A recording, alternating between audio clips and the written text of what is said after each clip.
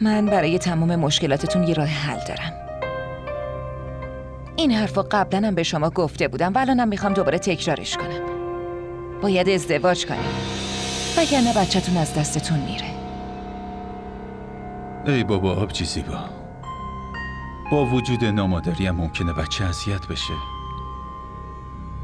تا حالا هم نتونستم غم شکفته رو فراموش کنم.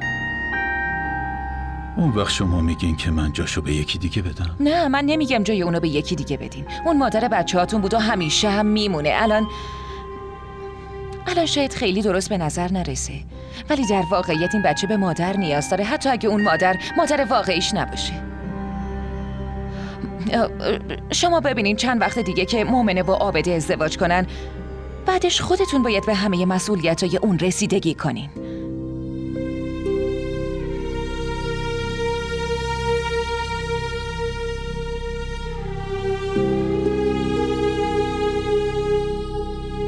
من میدونم که شما از روی دلسوزی و راحتی خودم میگین،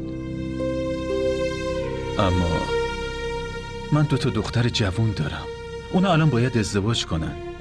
در ضمن هر 2تاشون به اندازه کافی ازم دلخورن. اگه بخوام راستشو بگم، من حتی از فکر کردن بهشم خجالت میکشم. من دارم از ازدواجتون حرف میزنم و دومین ازدواج گناه محسوب نمیشه اصلا. شما به خاطر دختراتون به این روز افتادین.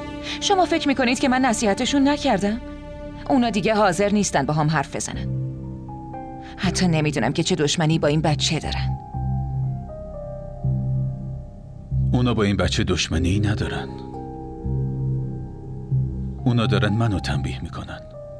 اون وقت به خاطر این تنبیه ها ممکنه بچه‌تون جونشو از دست بده دادا شبرار. حتی مادر اگه نامادری باشه ممکنه بچه رو دعوا کنه، کتک بزنه، ولی حداقل ازش نگهداری میکنه. از طرف دیگه تمام خریدای خونه منم شما انجام میدین. این کارا به نظرم خوب نیست. خدا رو شکر خودم کار میکنم. خودم میتونم خونه رو اداره کنم. ببین، فقط میدونم هر کاری که درسته رو وظیفه‌مه که برای تو انجام بدم. اگه باهاتون عقد کردم، پس مسئولیت خرج خوراکتونم به عهده منه. بهتون لطف نمی‌کنم.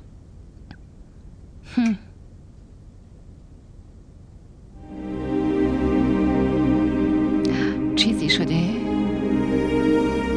نگران به نظر میرسین. سمی حالش خوبه؟ راستش من که هر روز احوال سمی رو از زیبا میپرسم. مامان واقعیش نیستم.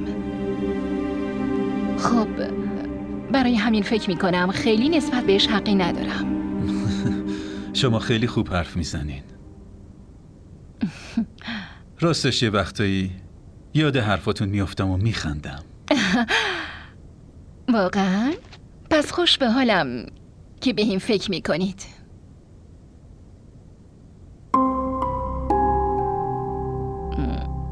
خب به هم بگین چی شده؟ چیزی ازم پنهون میکنی؟ تو زندگیم آرزوی درست شدن همه چی رو داشتم. حالا داره برآورده میشه. مومن دخترم خیلی داره به سمی رسیدگی میکنه. حتی وقتی منم بغلش میکنم اون نگران میشه. ولی شما اصلا جرأت نمیکنین که با بچه هاتون در مورد ما حرف بزنین. به هم بگین این ماجرا تا کی ادامه داره؟ همسایه ها دارن پشت سرم حرف میزنن. درستم میگن. خب وقتی ازدواج کردم باید برم خونه شوهرم زندگی کنم، نه؟ اون وقت اونا هر روز شاهد اینن که شما میایین تو این خونه. این اصلا خوب نیست. حالا بگین کی باهاشون حرف میزنین؟ خب من سعی میکنم امروز هر جور شده با مومنه حرف بزنم. اون دختر عاقل و فهمیده ایه. آره، اگه تو این مسئله فهمیدگیشون نشون بده که خوبه. منو ببخشینا، ولی دخترتون خیلی خودخواهن. اونا باید خودشون ترتیب ازدواج شما رو میدادن. اصلا به این فکر کردن وقتی خودشون برن سر خونه زندگیشون شما باید چی کار کنین؟ هیچ کدومشون به فکر نیستن و این خیلی بده. خب حالا شما قهر نکنید. نمیخوام.